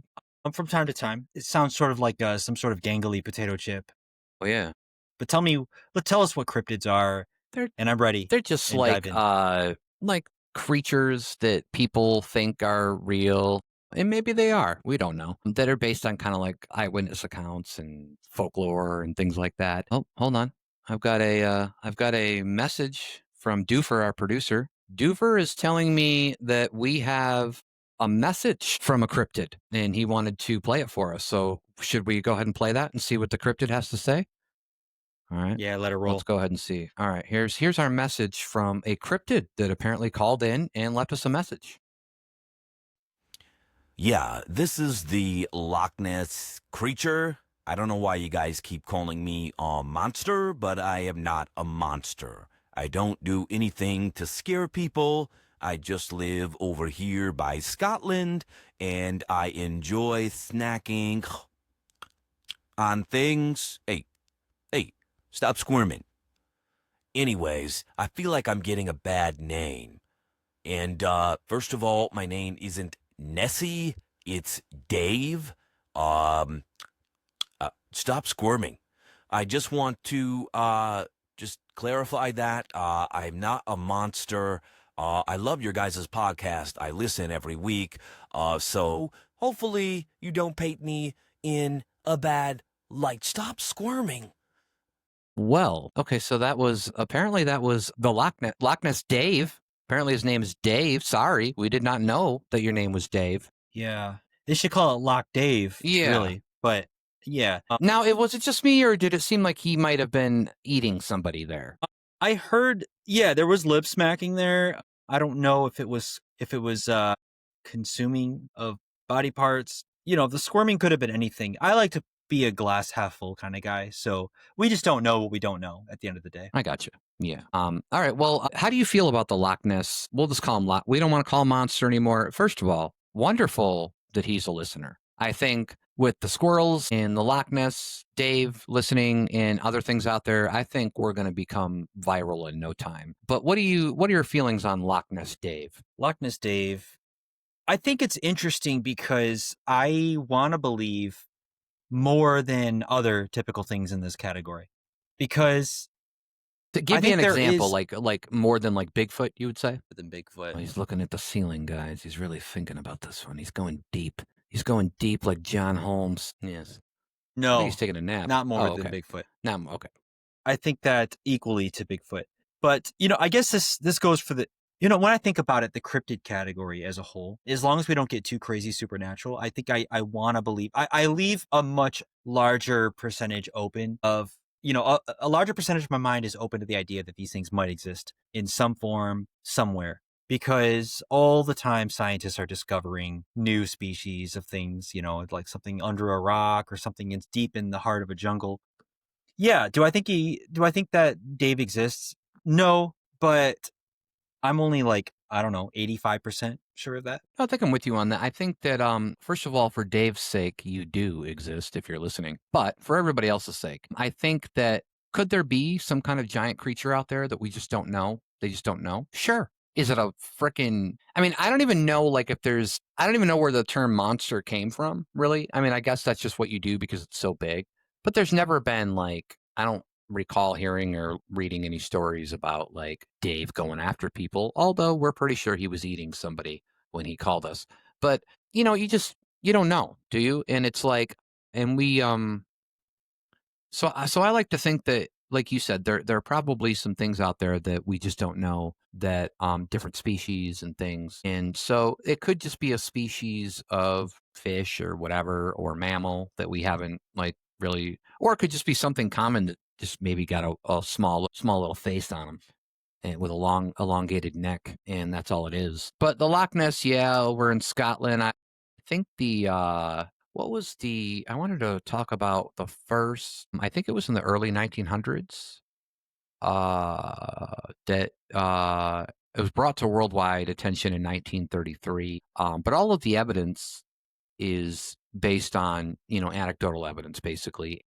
The few disputed photographs and pictures, there's the famous one that is from a surgeon's photograph of 1934, where there's like this little head popping up with elongated neck from the water. Also, it's a big meme all over Facebook and other places where he's holding a gun and they're calling him the Loch Ness monster. So interesting enough. And I don't think Dave would appreciate that, by the way, because he prefers to just chew on his prey. So let's talk about some other cryptids now that we've gotten past Dave. Dave, once again, thank you for listening. We hope you're doing well. And hopefully that wasn't anybody important you're reading. So we have, we're going to name off some ones that are kind of more famous in North America. Bigfoot. We've got the Chupacabra, Fresno Nightcrawler, Chessie, which is apparently our version of the Loch Ness over in Maryland. Chessie. So we got real creative with that name.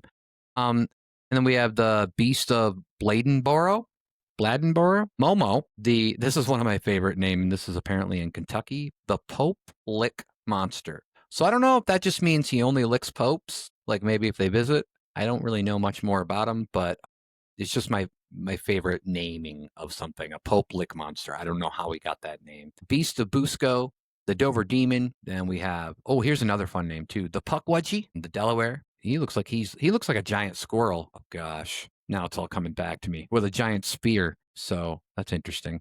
The Jackalope, the Skunk Ape, the Mothman, which they based that on a movie called The Mothman Prophecies with Richard Gere. The Snallygaster, what a great name. The Snallygaster. Then we have the Jersey Devil, which I've heard about people sightings of that. The Dark Watcher, and then there's the Lizard Man, which I believe I remember being a kid, and you probably remember the show Unsolved Mysteries, the original Unsolved Mysteries with Robert Stack as the host, and his voice was enough to kind of creep you out when he was talking about these unsolved mysteries. But there was somebody, they were talking about the Lizard Man in the swamps of, it was either North Carolina or South Carolina, and somebody came across like a lizard man, and they were running after him and stuff. And I remember being a kid being like, oh God, that's freaky. But as I got older, I was like, well, it's probably bullshit, or who knows, maybe somebody in a mask or something. And then we have another, and then in Michigan, the Loch Ness version in Michigan is called Bessie. So we're really doing wonderful with these names, aren't we? Hey, let's just come up with a rhyme. Yeah. And then we have the Flatwoods Monster, the Oklahoma Octopus. What a great name. I don't even, the picture, like it's a drawing that I have here, but he looks like a fun octopus. He looks like he's got his dukes up though, like he's ready to box. Yeah. Thunderbird, Slide Rock Bolter, Bunny Man. Sounds like a cool guy. Wolf Woman. Love to meet her. And then we have an Elephant Man, which I don't know. The Devil Monkey. I don't know. Skinwalker. Sounds a little ominous. Yeah. Minnesota Dogman, even though we are from Michigan and we know all about the Michigan Dogman. Well, at least the rumors of the Michigan Dogman. We have Big Wally. We have Charlie, who looks like another sea beast, although for some reason it's saying she's from Idaho. So I don't know what she's doing in Idaho. And there's a Tennessee Wildman. There's the Melonhead. There's the Ozark Howler. There's the Beast of Bray Road. There's the Bear Lake Monster. There's the Tahoe Tessie. So another rendition of Nessie just rhyming away. In Lake Tahoe, apparently there's a monster called Tessie. Flathead Lake Monster, Screaming Kangaroo, which, by the way, bring me to that show. That sounds like a really cool band, right? Like, we're going to go see Screaming Kangaroo tonight at the Apollo. I don't know why he's playing at the Apollo, but we're going to go see him, and it'd be great. It's a ska band. So are there any of those that interest you at all? Really, obviously, probably the most famous ones are what? Like, Bigfoot's going to be the most famous. Chupacabra's in there. I'm sure people have heard of that. Dover Demon, I've heard it before. Jersey Devil, Lizard Man, like I said. Is there anyone? Can I just say? Go ahead. I hope there's a segment of everything you just said, and as you say it, there's a picture of each one that pops up, because that would be really great. Because like I feel like 90% of these, I have no idea what to even imagine as far as these things looking. Well, like. There could be a segment, although it's either going to be blurry photos of somebody taking a photo, or it's going to be an artist rendition. So I guess I really wouldn't know. Hopefully producer Doofer will get on that. Yeah, the rendition might be good. Yeah. They are pretty funny, the artist rendition ones. I like the, did you say Yeti? I did not say Yeti, but I think Yeti is, I want to say that's more like Eastern Hemisphere, like up in maybe like the Himalayas or something. But did you just list off These are all North American. So these are based mainly in the United States, Mexico, and Canada. Okay. Yeah, so there's definitely many more across the world, I'm sure. Yetis, I feel like I would like more than Bigfoot because they're all white. Yeah. That's what Matthew McConaughey says when he's doing a Lincoln commercial. All white, all white, all white. Yeah. And there it is. Yeah, it's nice. Yeah, I got to give it up for Bigfoot. He's a great guy. But I also love I like the Michigan Dogman. There's a special place in my heart for no particular reason, but probably for one that I think most people could figure out. And what else? I don't know. Tell me about the Bessie a little bit more, because I'm interested. Do you know anything The else Michigan about... Bessie? Yeah. The one that I'm assuming is from like... Yeah, because you're saying this, and I don't think I knew of it off the top of my head. Well, it's actually from Lake But Erie. I would be curious. So Michigan Lakes, like Michigan area, but Midwest. Yeah. Okay. It says, while shooting at ducks north of Sandusky, Ohio, which is most famously for Cedar Point, in 1793, the captain of the sloop Bay Rat startled a large creature described as more than a rod, so 16 and a half feet in length. And more than a rod. More than a rod. That's what I'm going to say to people from now on when they ask me. They called you that in high school. Right. Yeah. It was more than a rod. But don't cross those rods. And then July 18th, 1817, the crew of the schooner reported a 30 to 40 foot long serpent, dark in color. So that got way bigger. He ate some people from between 1793 and 1817. He grew to an adult, I guess. Later that year, another boat crew spotted a similar animal, this time copper-colored and 60 feet in length, so getting bigger. This time, they shot at it with muskets, which had no visible effect. And then there's something, incident took place in Toledo, near Toledo, when French settlers, two brothers named Dusau, encountered a huge monster on the beach, writhing in what they took to be its death throes. Such wonderful writing here for this. The brothers described it as between 20 and 30 feet, so it got smaller in length and shaped like a large sturgeon, except that it had arms. So that's just a little bit about Bessie. Imagine a large sturgeon fish walking out of water with arms. And from your alien greeting that we had discussed a few weeks ago, I feel like that's the first thing you'd want to do with that large sturgeon is give him one of those crazy high fives that you were talking about. Yeah. So let's go into like a hypothetical here for a minute. And let's just say that we took a trip to the northwestern part of the United States. and we went on a little hike, which would be totally against my religion. But let's just say, for the sake of this conversation, that we did, and it was in the woods, and we saw ourselves a Bigfoot. Not a Bigfoot, but the Bigfoot monster. If we saw ourselves a Bigfoot, that just could be like, Shaquille O'Neal or something. But we like, what would you do? Like, if you just saw him like but far away, like, would you run, or would you be like, we should get closer and No, I wouldn't get closer. I would freeze. I would freeze and observe. maybe grab out your phone, And take a I'd picture? grab up my phone. I would try to take a picture. Yeah, because I don't think I could outrun Bigfoot if I really wanted to. So I think that I would want to grab a picture because I'd keep the flash off because I'm a courteous person. Right. And yeah, I would try to snap a photo because either way, either he's gonna come at me. The thing is that I don't think he's gonna eat me. Like, I have this feeling like if I respect Bigfoot's bound, then I probably will make it out okay, right? So I would go with that. Yeah, I would freeze, try to snap a photo, try to make it blurry because we don't want to out the guy, right? Right. So we get a Yeah.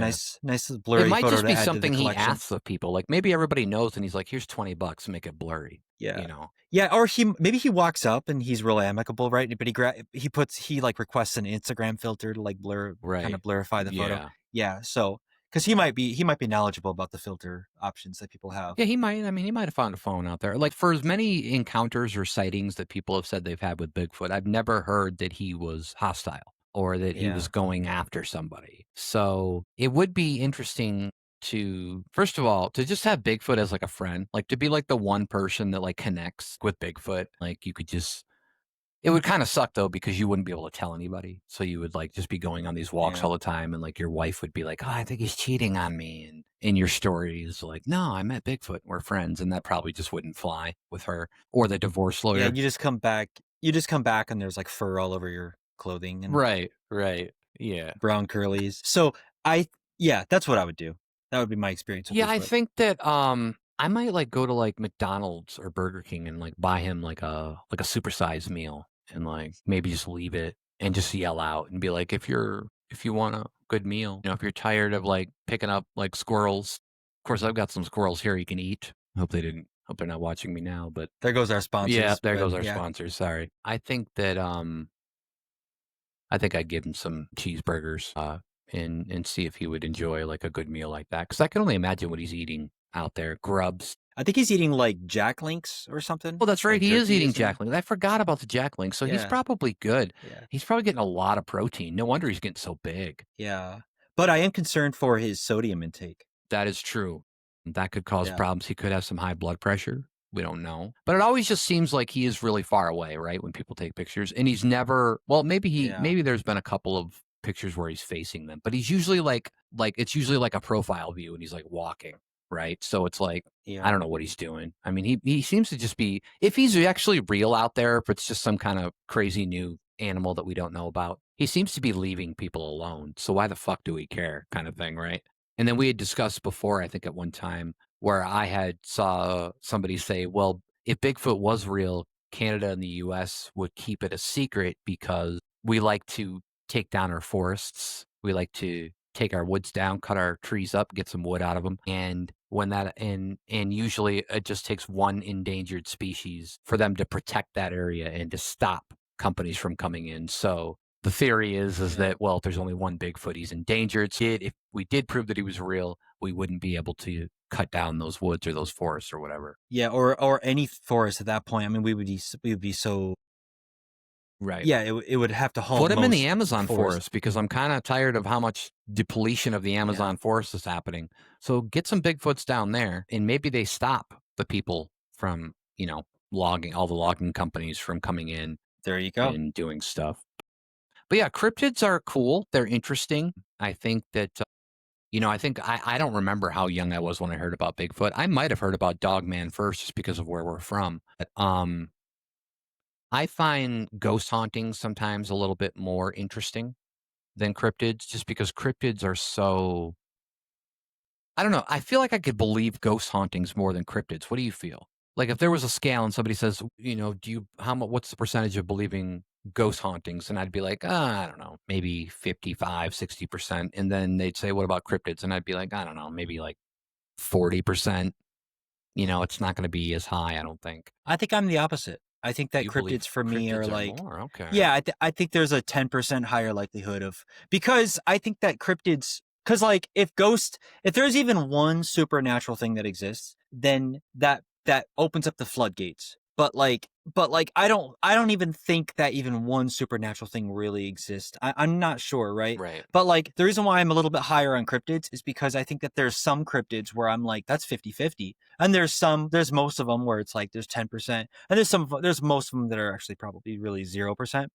So I think there's that one of those cryptids might exist, but it's not like just one of those ghosts might exist. I think if there's one ghost that you can confirm, then it's like all ghosts exists. Right. And if almost all the ghosts exist, then we should have seen more evidence. What if a cryptid? That's kind of what where if I'm like a cryptid, but now that's like a Bigfoot that's a ghost? 2 for 1. Yeah. That is Two a 2 for cryptids 1. with That's one what stone. pizza places used to Yeah. do back in the day, and then they stopped getting the 2 for 1. Yeah, and now they don't even carry green olives, half of them anymore. Yeah, So it's and that kind of really they've gone depresses downhill. Branchy over here. It does. All right, well, you know what? It's Halloween time. It's a good time to enjoy yourself, watch some horror movies. Hopefully, Brandon will watch The Cabin in the Woods and maybe both of the It's. Those are some movies to watch. I think this was a fun episode, and I just want to tell everybody out there, beware of the squirrels, because they have weapons now, and that scares me. I'm Matt Squatch, and you are Branchy, and this has been another episode of the Socially Awkwards podcast. Happy Halloween. Ooh.